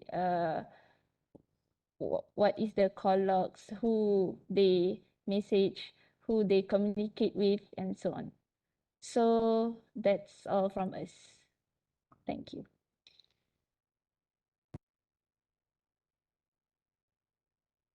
Right, Is there thank any you. question? Yep. Is there any question from the floor? Ada soalan daripada kawan-kawan? Tadi tu. Alright, kalau tak ada, thank you very much Faiz, Atira and Aliza. Thank you, Doctor. Right, next presentation. Saya boleh Doktor? Boleh. Boleh, sekejap ya. Siapa lagi group you? Boleh nampak ke slide? Nampak. Okay. Syazana dengan siapa lagi? Saya Aufa dengan Hafizah. So untuk kes yang kita orang bawa adalah kes the Boston Marathon bombing. So apa nak sambung? Okay. Regarding about the Boston Marathon bombing, the background summary is this bombing happening on the 15 April 2013. Marathon ni is like event tahunan dekat Boston. So eventually bom meletup dekat marathon ni dan membuatkan hundreds of 3 people killing and then hundreds of injury. Next slide. Yes. Okay, this is the timeline of the marathon bombing. So on the 15th April, the bomb meletup. And then the next day is the together all the investigator investigate the cause and the CCTV, the video for the forensic evidence actually.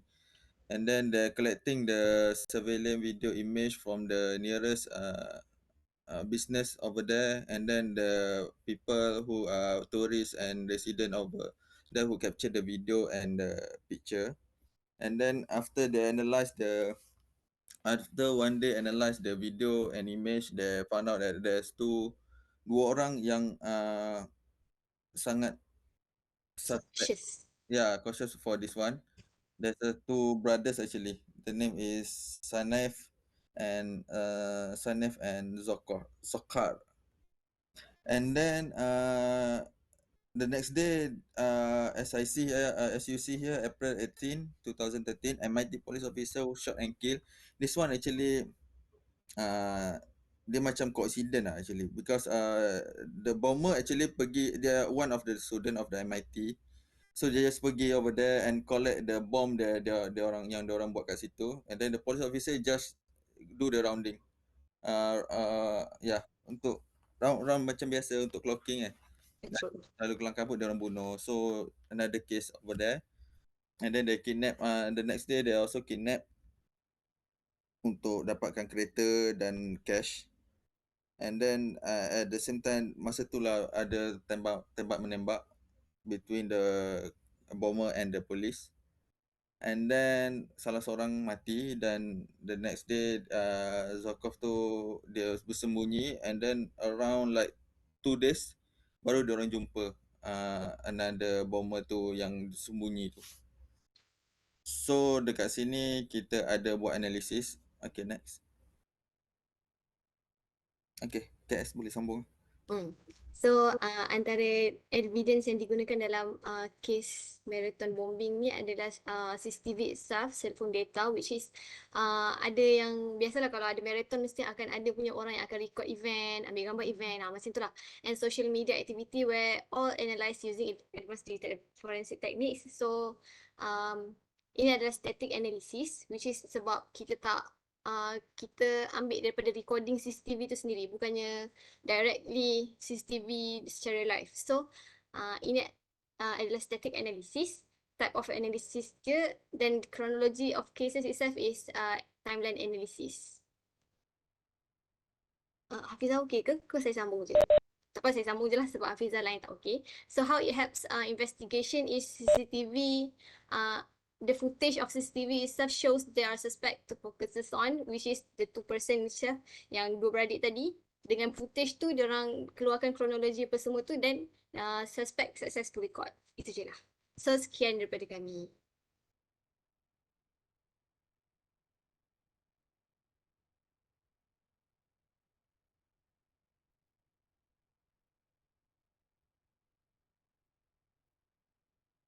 Okay, hello.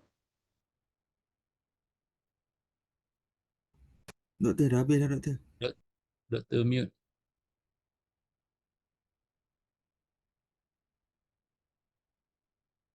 Doktor, in case doktor ada bercakap, doktor mute. Mute, dia hang sekejap. Okay, okay. Oh, okay. Hang sekejap, sorry. Alright, thank you very much. Okay, kalau tengok kes sekarang banyak yang kita guna dashcam kan, kalau kes-kes yang Betul. macam contoh adik siapa tu yang mati tu, adik Zain Ryan kan, sampai sekarang masih lagi mencari siapa yang pelaku dia kan. Salah satu evidence yang cuba dicari adalah menggunakan dashcam mana-mana kereta yang parking area terdekat dengan suspek punya hilang waktu tu kan. So ada banyak lah, tidak sahaja bergantung dengan CCTV, ada banyak lagi sources lain lah Okay, thank you Shazana, Wan Alfa dan juga Hafizah. Alright, next group please. Saya boleh? Boleh. Bolehkan Syamil. Syamil dengan siapa Syamil? Arif dengan Bella. Alright. Okay, Assalamualaikum semua. So kita Salam. orang punya case adalah The Silk Road. Okay, saya akan summary. Silk Road ni senang cerita dia macam dark web marketplace lah. Dia punya creator ni dia jual beli menggunakan Bitcoin lah. Dari satu dia macam anonymous. Kalau kita tahu kalau dark web dia akan menggunakan Tor network. So creator ni dia menggunakan Tor network. Creator ni bernama Rose Ulbricht dengan username Dread Pirate Robert. Tapi at the end the creator dia ditangkap dan sentenced to life in prison. Tu adalah summary untuk kes ni. Okay. Okay, hello, boleh dengar Okay, now we will get into the method of or investigation of the Silk Road cases. As you know, Silk Road is due to its infamous dia famous lah sebab because of menjual usually the dark web marketplace usually sell illicit items such as drugs and so on. So it's very famous by the FBI agency. The first lead of the investigation is when Russell Big made a coding error on the Silk Road website. The bug exposed the IP address of the Silk Road and traced the server lead back to Iceland. With the cooperation of Icelandic authorities, the FBI was able to clone and the content of the entire server. From the server itself, the FBI dapat extract a lot of information. One of the information is that the Pirate Roberts have a digital touch point with another old email account named Frosty. With this, the FBI stake out on Rosalbrick and were able to match his internet usage to Dread Pirate Robert activity on the Silk Road website. In a span of week, whenever Rosalbrick, the creator, uses the laptop, the Dread Pirate Roberts, Dread Pirate Roberts account on the Silk Road website is active. Using this reasoning, dia tahu yang Dread Pirate Robert is Rosalbrick. On October 2013, Ross Orbit was caught red-handed with his laptop while logged in to the Silk website in a Glen Park library. The laptop contained a wallet, over 140,000 Bitcoin, a detailed accounting spreadsheet of the Silk Road finances, a list of all the Silk Road server, and Ross Orbit personal diary detailing the construction and operation of the Silk Road website. From this, we can see that there are three types of investigation. There's static, where the FBI agency was able to clone the server. There's timeline, where the FBI managed to match the internet usage of Dread Pirate Robert to Ross Orbit, and the link, in which the FBI have a clear touch point, digital touch point with an account, old email account named Frosty. That's all. Any question?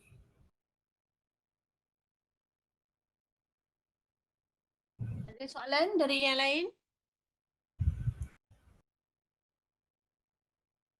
Ada kot. Tak ada. Tak ada. Tak ada. Alright, terima kasih. Okay, last group. Okay, group yang kelima baru. Okay. Group Iqbal. Hello. Hello. Kejap ya, saya share.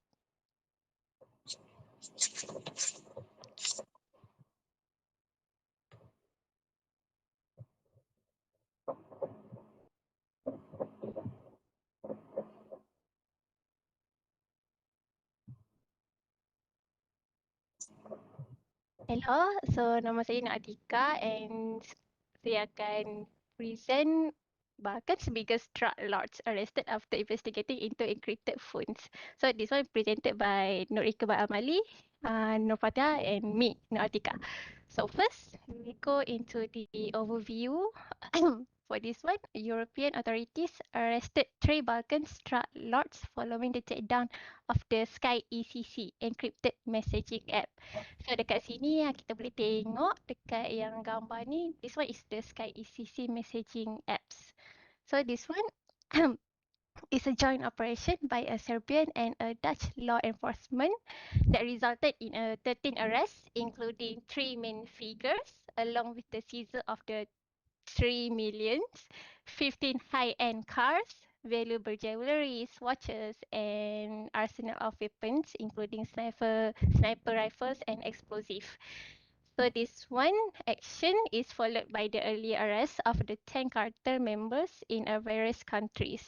And all of this operation traced back to the crackdown of the Sky ECC app. So we will go into the analysis. Okay, so basically, the government, Europol's operational task force, they were looking into the usage of encrypted communication platform, which is SkyCC, that was taken down in March 2021. So, during their static analysis, they found out that the cocaine that they seized in 2020 were traced back to Europe cartel. So they found out that three cross country people were involved in that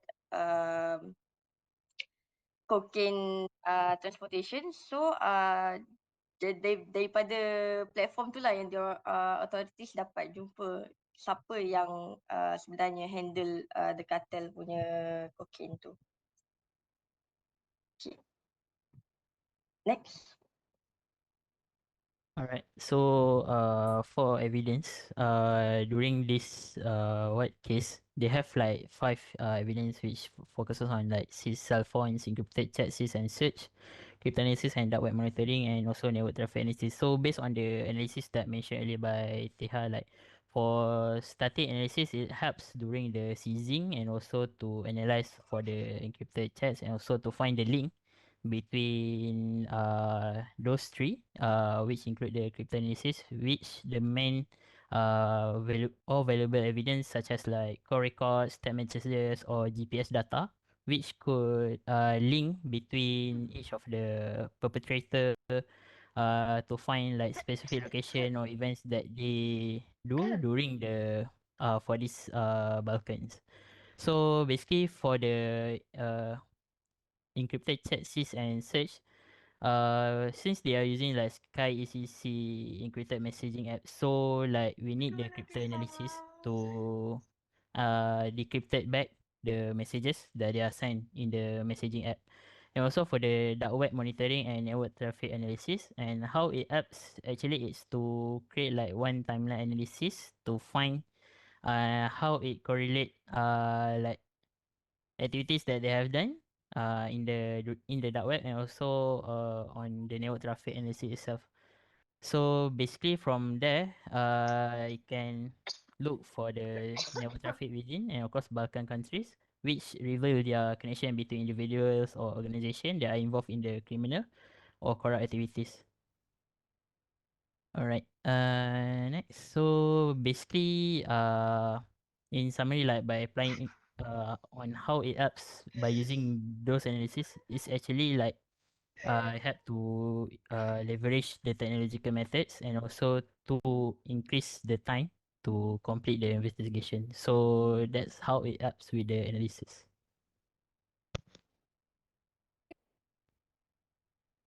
So this one is the example where the Sky ECC website have been seized by their government. Right? And the conclusion is in a coordinated effort involving Europol, the Spanish Guardia Civil and several other law enforcement agencies, the Balkan Cartel was did a significant blow.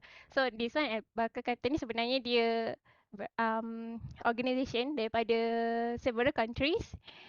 So this one ada negara-negara yang tertentu saja yang memang terlibat untuk settlekan Balkan Cartel ni. So overall, this successful operation highlighted the effectiveness of international collaboration in tackling transactional criminal organizations involved in drug trafficking and other illicit activities, emphasizing the commitment of law enforcement agencies to ensure the safety and the security of their respective regions.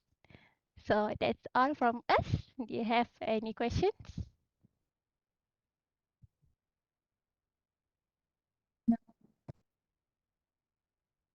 Banyak sebenarnya kes international yang ada. Okay. Alright, thank you. Our last group. Group Hairi.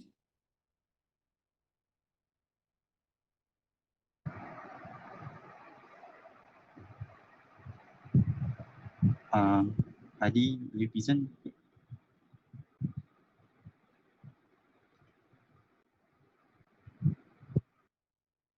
Okay, Assalamualaikum semua. So, kes yang kami nak bertakar hari ini adalah mengenai Richard Arthur. So, summary dia, okay. So tu gambar dia. So, next.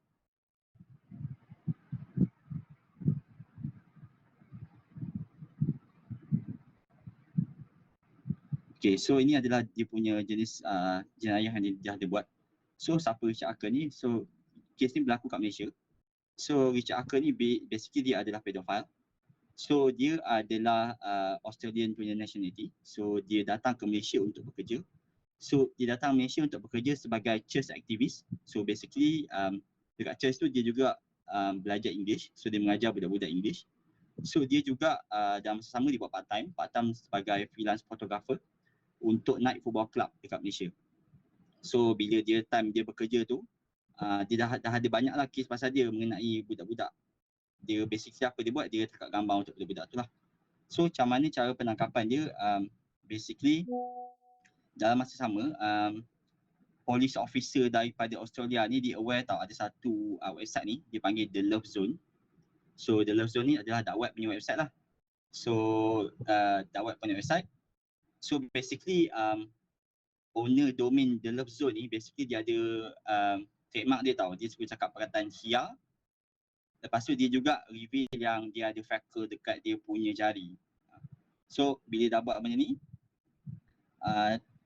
polis Australia buat raid dekat website ni. Lepas tu dapat trace website ni belong kepada Shannon Moore. So basically dia adalah owner yang hosted website ni lah. So dia dapat own website tu. So bila polis dah dapat own, polis pula host website tu menyamar sebagai Shannon ni. So bila polis menyamar, pedofil lain daripada satu dunia datang aktif lah dekat website ni. So salah satu pedofil yang paling aktif adalah Richard Hacker ni lah. So dia juga macam dia bangga lah apa yang dia buat pedofil apa semua. Dia bangga lah. So basically macam mana cara penangkapan dia, basically Richard Hacker ni dia dah habis bekerja kat Malaysia. So time tu polis dapat tip off daripada internal source. Internal source tu mengatakan yang dia nak balik daripada Malaysia ke UK. So dia pun balik Malaysia ke UK. So bila dia sampai UK, dia kena arrest. So last sekali adalah court case semua tu. Hujung-hujung sekali 2019 dia dimasukkan penjara. Dia juga dibunuh pada tahun tu. So itulah dia punya kronologi hidup dia.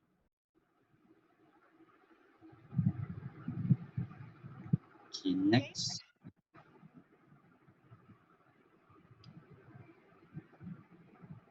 Okay, saya serahkan kepada Hadi.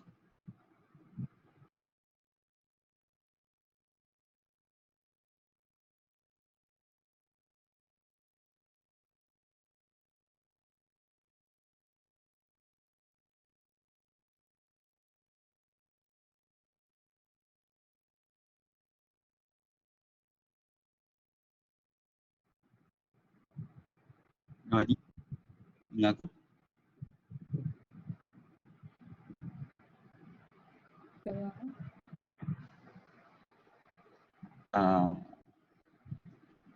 Okay, tak apalah, saya ni lah, present je lah yang ni. So basically yang fotograf tu basically dia kan bekerja sebagai freelance photographer kan. So dia pun tangkap lah gambar budak-budak ni buat child abuse apa semua. So dia bangga lah. So dakwat ni tadi yang ada love zone ni. So social media and chat room ni actually daripada awal-awal yang dia discover Shannon Moore tu. So daripada Shannon Moore tu dia ada mengatakan lah yang dia adalah owner website ni. So benda ni dia indirectly related dengan Richard Hacker lah. So komputer ni bila police officer tu buat raid dekat tempat Shannon Moore ni, again dia indirectly related lah. So yang hard drive ni actually bergantung kepada Richard Hacker tu sendiri. Tak silap saya bila dia dah dapat trace Richard Hacker ni semua, dia juga pergi ke rumah Richard Hacker dia sendiri. So bila dia dah pergi sana, dia buatlah dia terjumpa satu hard drive yang encrypted. So polis pun minta password daripada Richard Hacker ni untuk discover lah apa yang ada dalam hard drive tu. So type of static analysis kat sini nanti Izzuan explain. Okay, next.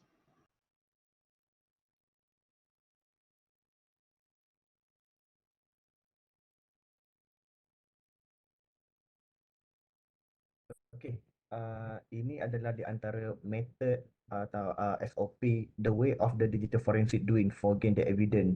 Okay. So for the number one is a examination of digital devices, which is investigator says hacker digital devices.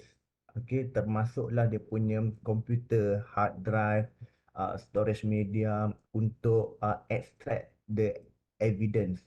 Okay, this one is expert conducted to the examination because they need to use this specialized software as we know, okay, and then technique to recover deleted files, internet history, also chat logs. So examination of devices ni adalah part of the penting lah, crucial part for the digital forensics. Okay, second is recovery of child abuse material. So the enforcement is doing to collecting of child abuse material. Okay, termasuk macam apa yang telah di highlight oleh Hairi, which is including the photography and then video. Okay. Okay, this one also dia kena ada expertise on this one, which is kalau even though kalau kita punya tools expensive, or the tools is more technology also, but if we don't know how to operate and use the tools, dia macam tak guna jugalah. Jadi dia perlukan expertise untuk conceal atau tu untuk revert the deleted file. Okay. And for the number 3 is analysis of online communication. Okay. Investigator analyze hacker online communication. Online communication ni termasuklah macam chat, email ataupun social media yang mana interaction antara Mamat ni yang hacker ni dengan siapa yang bias ni, yang mana dekat dark web pun kita mesti akan tahu rule of thumb kan, yang mana bila ada demand of course akan ada supply. Okay. And then the number 4, the last one is the metadata examination. Metadata examination, as we also really know about this, as for the our lab last time. Okay, what we can retrieve, what we can have for the metadata, which is digital files such as timestamp, geolocation data, and then identifier, also a lot of information that we can retrieve from the metadata. Okay, jadi metadata ni memang benda yang sangat penting lah dalam digital forensik, yang mana sometimes mostly data can be used in a court. Okay, so I think that is from the our group lah on this one. Thank you. Right, thank you. Yes, Hairi and also Hadi. Okay, so daripada perkongsian yang you guys buat, so kita boleh tengok ada pelbagai analysis method that has been used in different cases, dan ada banyak lagi sebenarnya yang di luar sana lah. Okay, so kita akan sambung after this untuk chapter ketiga, dan kita akan masuk lebih teknikal lah lepas ni ya. Alright, so kita akan jumpa selepas Hari Raya. So selamat Hari Raya in advance.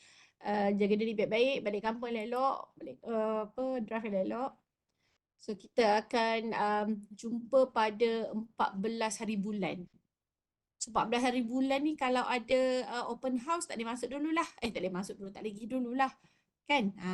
Habis kelas baru dah pergi. Okay. Right, so that's all from me. Thank you for today. Thank you untuk cooperation semua dan participation. Doktor. Yes. Yeah. Sorry, kalau ikut SOW yang lain, week 3 21 kot. You all cuti. Kita cuti sampai 14 kan? Semester break 8 sampai okey 8 sampai 13 Okey. Oh, okay. Sebab kita termasuk break lah 14 hari bulan tu. Betul lah. Okay. Jumpa 21. Okay, 14 hari bulan boleh pergi open house. Weekend tu masih raya doktor, masih hangat raya. Masih nak raya kan? Okay, 21st. Baru nak balik sini. Zoom Salamang. Oh, la. Okay. So 21st. Thank you. Sebab kita raya 10 doktor. 14 tu pun hari keempat tu. Betul. Tengah raya lagi. Betul. Sebab betul lah tu. Okay. Thank you. Kalau lagi saya seorang je masuk kelas ya. Semua pakai lemang lagi. Okay, thank you so much. Take care. Selamat puasa. Assalamualaikum. Selamat Raya in advance. Selamat Raya.